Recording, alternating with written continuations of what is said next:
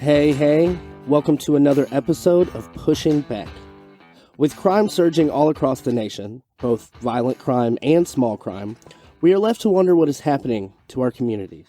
Crime surged during the COVID pandemic, but it has not receded back to pre-COVID levels. Now, the left wants us to think these are systemic problems. But in all the big cities where crime is surging, we have progressive leadership. We have soft-on-crime DAs with soft-on-crime policies. Bail reform is taking over in places like New York and California, Maryland, Michigan, Illinois, and even Texas. Now, with these bail reforms, which we are told are meant to tamp down on so-called systemic racism within our criminal justice system, what they're actually doing is just legalizing crime. People commit crimes and are often released the very next day. And of course, this does not incentivize people to stop committing crimes. It incentivizes them to continue to commit crimes. Today, we welcome our special guest, Ken Good. He is a Texas bail attorney and a board member of the Professional Bondsmen of Texas. He's on the ground every day in Harris County, seeing what these policies are really doing to the community and to the people.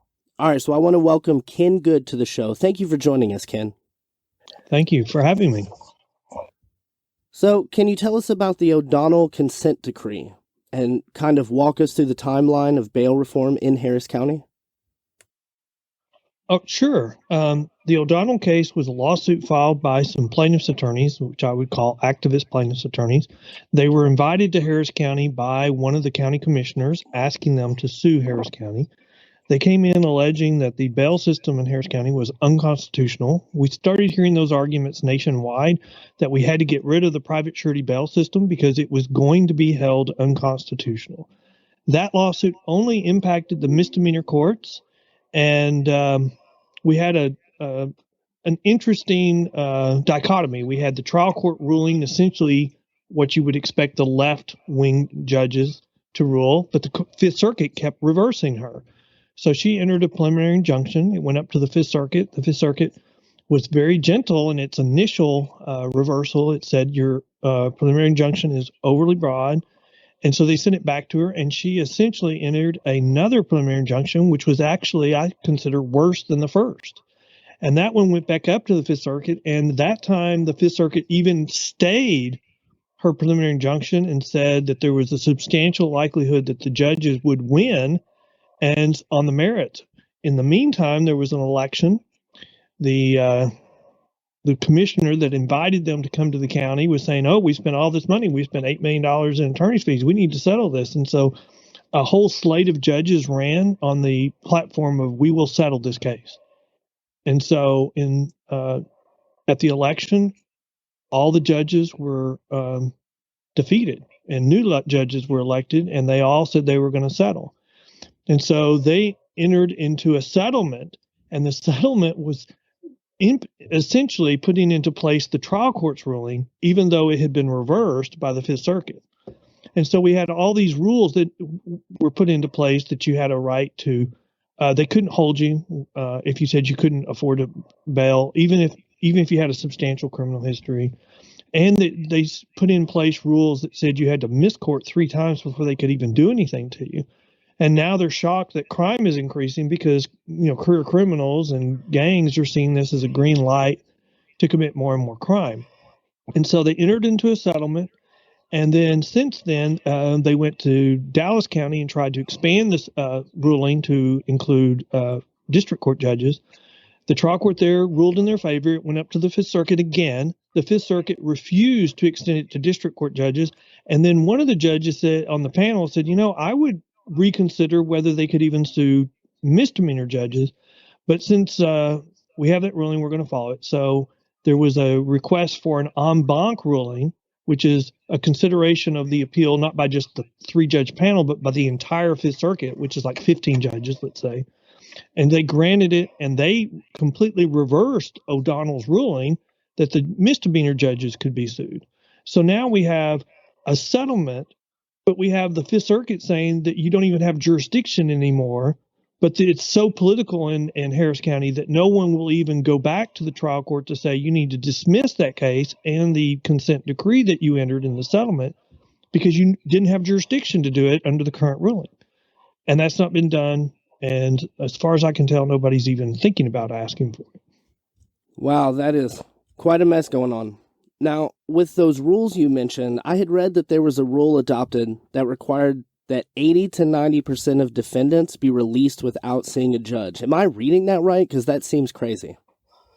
Yes, I mean, they have what they call Rule 9.1, where if you're arrested for any misdemeanor, unless it's one of six, you never see a magistrate. You get released on what's called a $100 PR bond or a general order $100 bond. One is done by the sheriff because you're getting close to your 48 hours in jail without seeing a judge, so he just releases you. And so my understanding is the legislature is going to attack those general order bonds this session. But Harris, I would say they've already changed the rules on that, and Harris County is ignoring them, hiding behind this consent decree. So we have this fight going on between Harris County and the legislature over who controls state law and policy for setting bail. Does Harris County do it? Does the commissioner do it? Or does the state legislature do it? And I think as a result, Harris County has been kind of what's been pushing the legislature to act to become more to put more restrictions on bail reform because of what Harris County is doing.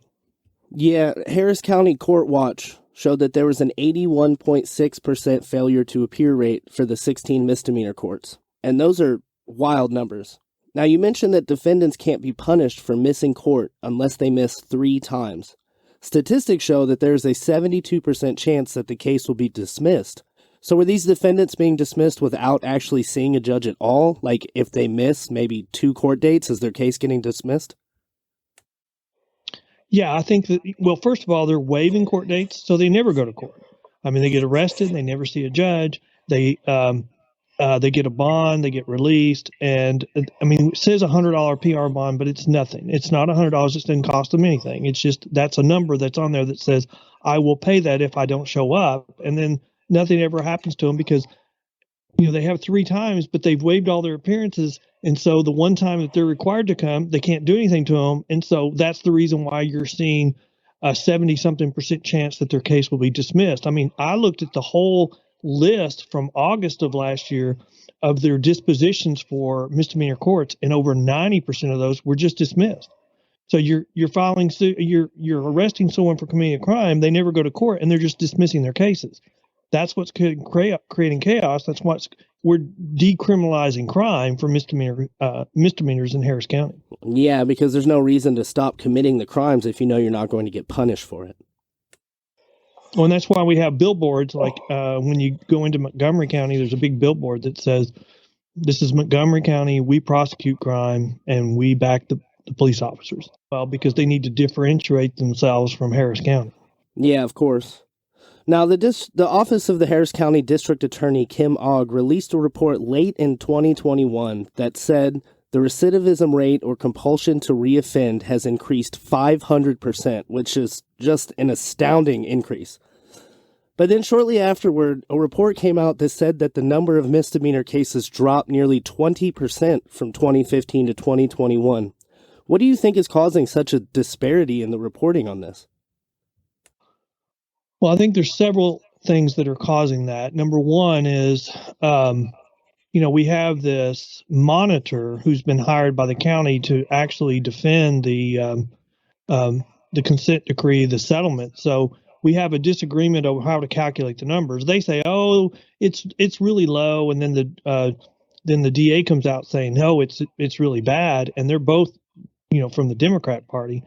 And so I think, why do we see this incredible difference in the number of filings? Well, I mean, think about law enforcement for a moment. You just see misdemeanor crime being committed and it's going to be dismissed. And so are you just going to stop or slow down arresting people? Or are you just going to arrest the really bad people? Because, otherwise, I mean, they're going to get out before you even get the report filed. I think you have a lot less reporting of crime and you see a lot less filing of crime because of why do it when you know what's going to happen in the misdemeanor courts? what shape would we be in today if our police officers saw that they could be filing criminal cases and we added suddenly 20,000 additional cases to this backlog that we have, which is also pushing this chaos and pushing them to dismiss cases because we're discounting crime. That's the only way we're getting cases resolved. Either they're dismissing it or they're discounting the punishment people get.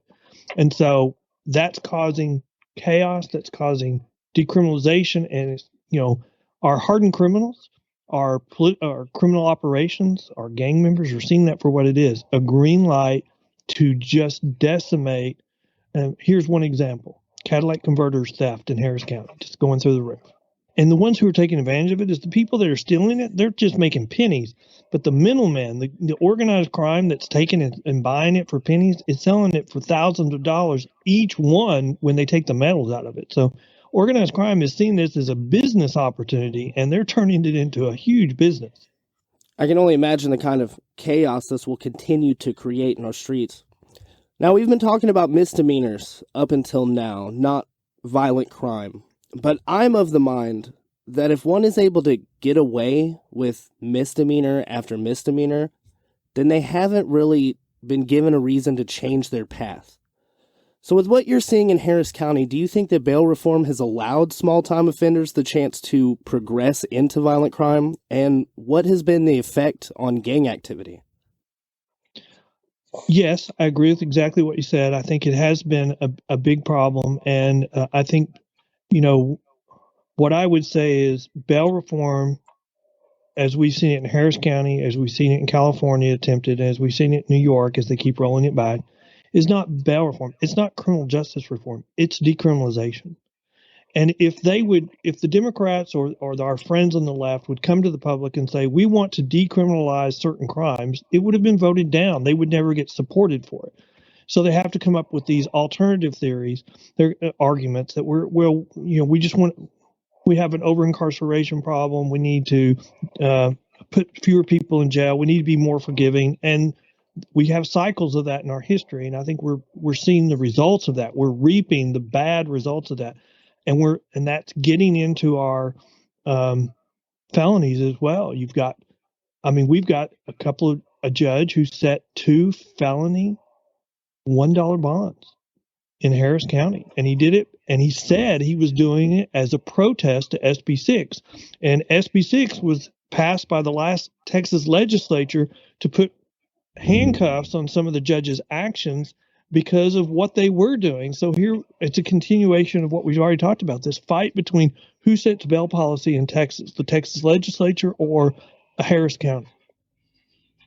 And I would even say the criminals are, the people that are on the bubble, they could be pushed to become productive citizens, or they could be let go to become hardened criminals. Those are the ones who are suffering the most because there's nothing to push them to become productive citizens. They're seeing this as just, hey, we can really do well here. We can do whatever we want.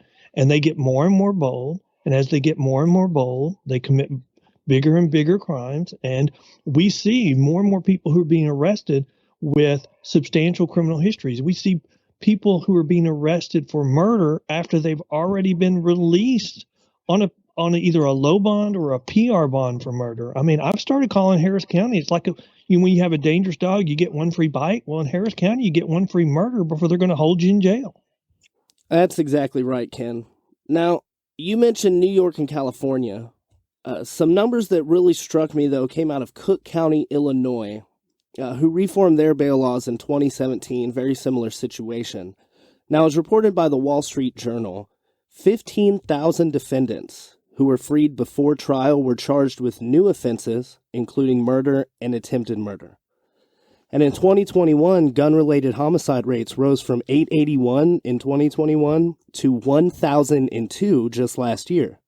And there were more than 3,250 people shot last year in Cook County. These are huge numbers. Now, I want to talk about the rise across the whole country, due to the rise in crime and criminals being let out of jail, the rise in citizens protecting themselves, and even in some cases, actively stopping crime. This most recent Black Friday was the third highest day in history for gun sales. New gun ownership is on the rise, and gun ownership is up among women and minorities who are concerned about their safety.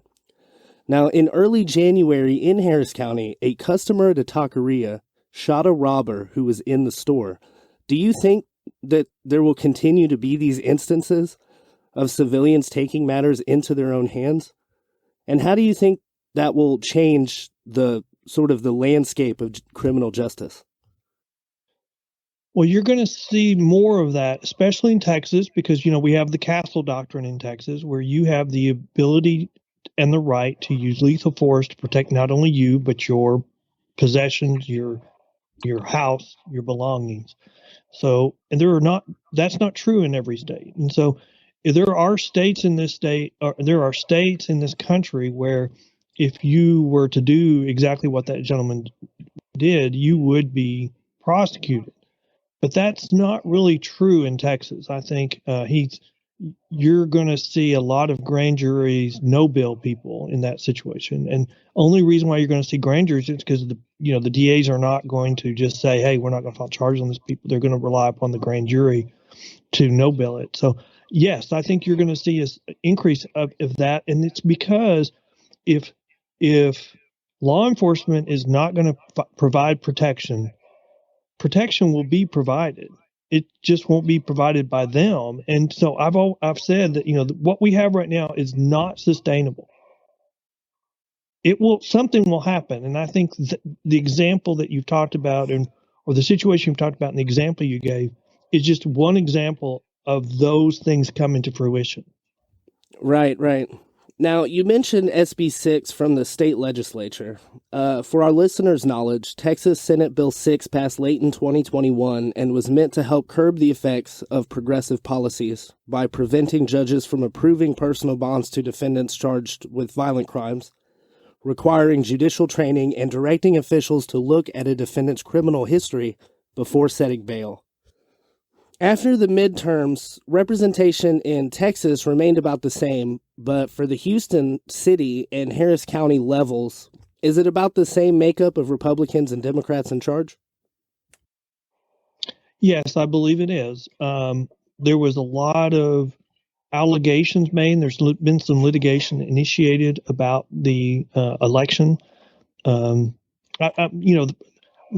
think the allegation is that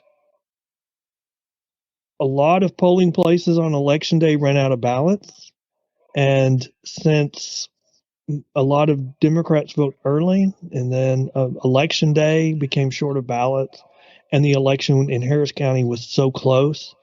There's many allegations in litigation that affected the result. The problem we have right now is we just can't agree on anything. I would say that we've got this coalition in Harris County, and it kind of mirrors the national. You've got a coalition of elites and very poor that are voting for a specific party no matter what. No matter what happens. It's kind of like you go back to Venezuela. I mean, was that same coalition supporting someone who eventually became almost like a dictator, but they would vote for him no matter what he did. And I'm concerned that we're in a period like that. The good news is that's not sustainable. It won't continue indefinitely because we're going through a cycle where crime is increasing, and if that party is unwilling to address it, we will have the same backlash that we've had historically. Yeah, and the narrative from the Democrats is that black people are disproportionately affected by bail laws. But most of the crime committed against black Americans is black on black crime. So when you're letting these criminals go free, it's really hurting the black communities the most and hurting the poor communities the most. Have you seen an effect on businesses being opened or new business growth or businesses being weary of investing in the poor communities because of the rise in crime? Yes, and I've written a paper on this about the effect of economic development as a result of the rise in crime, and you're seeing this. I mean, this is happening in our urban areas, so it's happening in our big cities, and we have a combination of a whole bunch of things causing and affecting that. And that's, but if you go back, schools have failed in urban areas. The families have failed, and drug addiction is just rampant in those areas. And then you've got lost economic opportunity because people don't want to have a business there if they're going to have a protest that turns into a mostly peaceful fire that burns down their business. And so you're seeing, and now we're seeing decriminalizing theft. Dallas County, the DA had a policy where he was going to do what California did. He's now rolled it back because we've seen what happens in California. If you give people a green light, well, then businesses are going to close because they can't withstand $25,000 a day of shoplifting. And now it's getting to the point where the area is so bad and so unsafe, you got businesses additionally closing because they don't think they can provide a safe work environment for their employees. So it just is a slippery slope. And, right now they're thinking, oh, well, it's not hurting us too bad because we're just driving out the people that would have voted Republican out of our state. Well, eventually you get to a point where everybody's going to turn on you, and that will happen. It will happen because, either that or you're going to have vigilante justice. We haven't seen stuff like that since the Old West, and I don't think that's what we're going to see. But right now, and if you've got one political party, the only people you want held in jail is protesters for the other party. It doesn't seem like anybody else. They don't want anybody else in jail. Exactly. I know that the red wave that everyone was expecting during the midterms didn't materialize, but for the first time in many years, Republicans won the popular vote. Now, I know that isn't really impactful on the overall outcome of the election, but I think that it could be defining for the next election cycle and sort of a look into the future that more people voted Republican than Democrat. So how big of an issue do you think this is going to be going into the 2024 election cycle? Well, we have this fight between identity politics and, issues.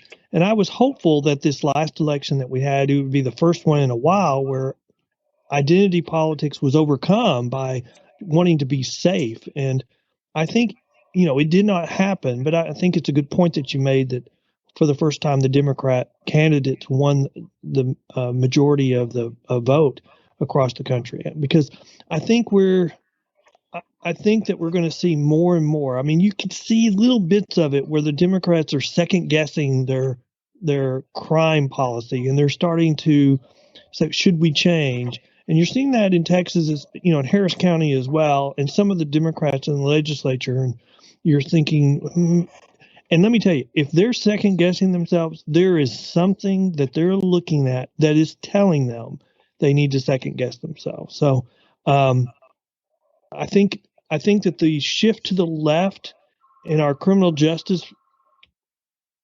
reform movement has happened so quickly that I think that the swing back has taken longer than I thought it would, but that doesn't change. History shows us that when it swings back, it will swing back just as hard as it swung to the left.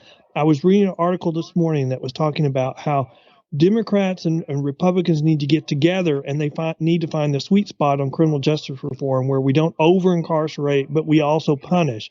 I would just look at that and I'm going, this is freaking crazy. We had won the fight on crime in the United States. And the reason why we are right now where we are is because of the push from the left to decriminalize crime, which they didn't say in the beginning, but that's what they meant. And we know that now. But because of their policies, that's what brought us to where we are now, where we are feeling so unsafe because crime is increasing. Yeah, I think you're absolutely right. And I think something has to change, and maybe there is a middle ground. But swimming so far to the left is simply creating chaos, and it will continue to create chaos. And there needs to be good discussion about it. So, in Harris County and Texas more broadly, what do you see as the future of criminal justice? How do you think it'll shake out in the next few years? Well, here's what I'm seeing in criminal justice reform now. I think we're seeing a pushback and maybe a little bit of an overreach. Because now we're saying we just need to hold people in jail and not let them out. And I think that is almost swinging too far to the opposite direction. In Texas, like most states, we have a constitutional provision that says unless you are accused of these crimes, you have a constitutional right to release on a surety bond, which is the private industry, which means they can't hold you unless it's something that the voters have approved in the Constitution. They cannot hold you. And so it's kind of like we're seeing a push to go back to the days before the Magna Carta, where the king could just hold you until they finally decide to go to court. And I think that's too far. And I don't think we want to give that kind of control to the government. We do need to find a sweet spot, but the sweet spot right now, there is no sweet spot right now. We have this fight between we need to release everybody, we need to cut down, just disregard, decriminalize stuff, and this push to increase the number of people we hold. I'll agree to hold more people before I'll just say let's go to chaos and give up on crime. Yeah, and hopefully we can have that discussion as a country and reach that sweet spot over the next few years.